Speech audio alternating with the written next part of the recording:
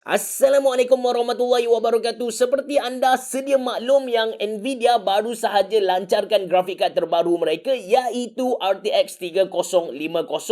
RTX 3050 ni nak kata grafik kad yang kontroversi pun ada, nak kata complicated pun ada. Sebab kalau kita tengok pada nama RTX 3050 tu sendiri, kita akan dapati dua benda. Ini adalah grafik kad RTX, yang mana RTX series punya grafik kad adalah grafik kad bangsawan, dan kalau kita tengok pada dia punya nama tu 3050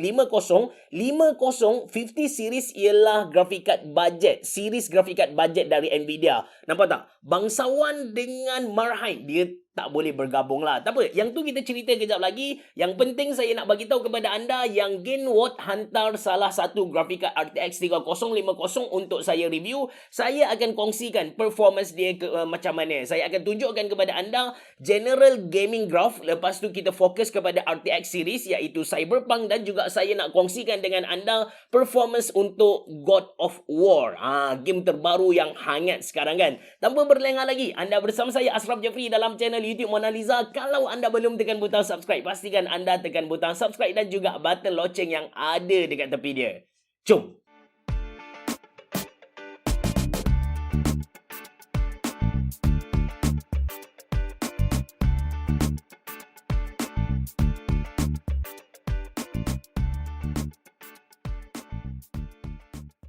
First of all, ini dia Gainward GeForce RTX 3050 Ghost Edition. Dari segi design sebenarnya tak ada perbezaan dengan Gainward Ghost Edition yang sebelum ni. Chassis dan juga backplate dia dari plastik. Layout jenis FE Edition, kita boleh nampak heatsink melalui dia punya backplate dekat belakang tu. Lepas tu dari segi input-output connection, dia datang dengan 3 DP dan juga 1 HDMI port. In terms of power connection pula, dia pakai 8 pin power supply. Saya akan share bab performance dulu dan kita akan buat sedikit comparison dengan grafik card yang sekufu dengan dia. Spesifikasi PC yang saya guna dalam video kali ini disebabkan RTX 3050 ialah entry level punya grafik card, maka saya guna prosesor yang entry level juga iaitu Ryzen 3 3100 dan RAM dia 16GB. Ini graph gaming untuk beberapa game dan klip gameplay saya ada letak pada akhir video nanti untuk anda pantau sendiri performance dia macam mana. Basically,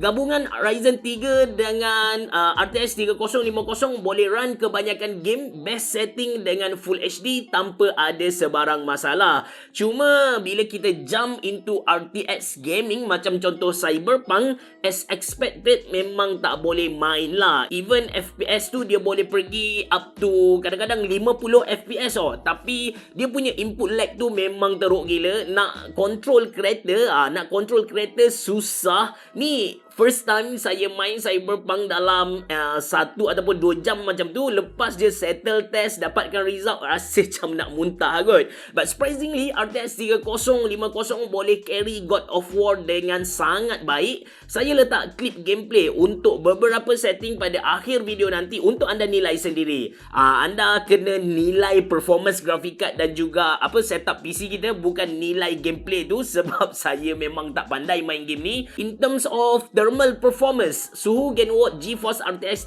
3050 Ghost Edition ni biasa-biasa sahaja. Nak kata bagus tu tak, nak kata teruk pun tak lah. TGP 300W load 100%, guna Firmax suhu boleh naik sampai 72 darjah dan average suhu gaming sekitar 55 darjah. Cuma anda kena consider sikit sebab grafik card ni ataupun PC saya ni, saya guna ITX case yang dalam dia memang compact gila. So airflow pun tak berapa cantik. Maybe kalau anda masukkan Gainward GeForce RTX 3050 Ghost Edition ke dalam sebuah casing yang besar, clearance yang luas, anda akan dapat improvement dari segi thermal performance. Okay, Nvidia announce harga rasmi RTX 3050 dekat Malaysia ialah RM1,200 Malaysia, which is kalau kita bincang dalam konteks 50 series punya grafik card, RM1,200 Malaysia adalah harga yang yang legit. Kalau kita tengok GTX 1650 Super, kita boleh dapat average RM1,200 Malaysia sebagai pengganti untuk grafik card tu, maka harga RM1,200 untuk RTX 3050 adalah harga yang valid, harga yang legit kan. Tapi kalau kita tengok pada realiti dia, nak cari RTX 3050 pada harga RM1,200 Malaysia agak mustahil. Even Gainwatt yang saya review ni pun harga dia RM1,729 Malaysia. Untuk pengetahuan anda, Gainwatt antara brand grafik card termurah yang kita boleh dapat sekarang. So average dia kalau kita tambah tolak dengan semua brand yang ada atas muka bumi ni, average untuk RTX 3050 kita boleh dapat sekitar RM1,800 Malaysia.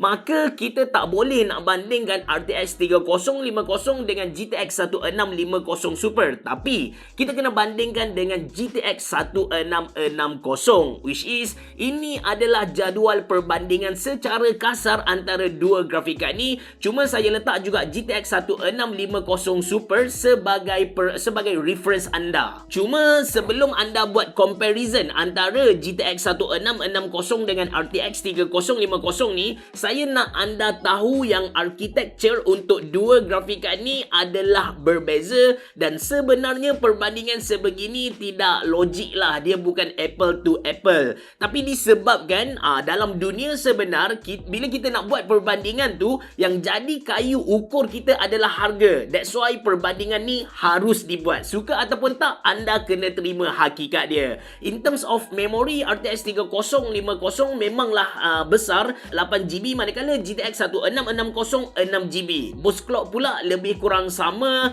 Lepas tu RTX 3050 jenis 128bit dan GTX 1660 192bit.